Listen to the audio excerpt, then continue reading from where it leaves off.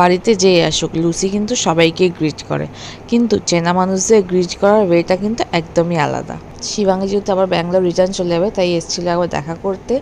আর এখানে বোন কেক খাচ্ছে, আর একে দেখো না, আপনার মাকে নতুনত্ব পানির পরাঠা ট্রাই করেছিল, আমাদের জন্যও পাঠিয়েছিল।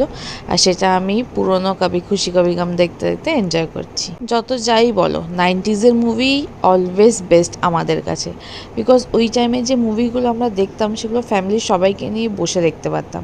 বাট এখনকার মুভি সেটা একদমই পসিবল না। আর লুসি দিন দিন এত বদমাশ হয়ে যাচ্ছে, যা পারছে সব ছিঁড়ে ফেলছে, যেখান থেকে যা কাগজ পায়।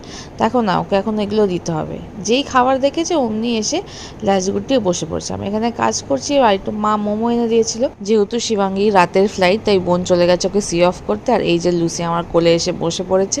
আমি এখানে ডিনার করছি, কাজ করছি, প্লাস আপনার হাতের টেস্টি চিকেন রেজালা রুটি আর স্যালাড দিয়ে আজকে ডিনারটা কমপ্লিট করলাম।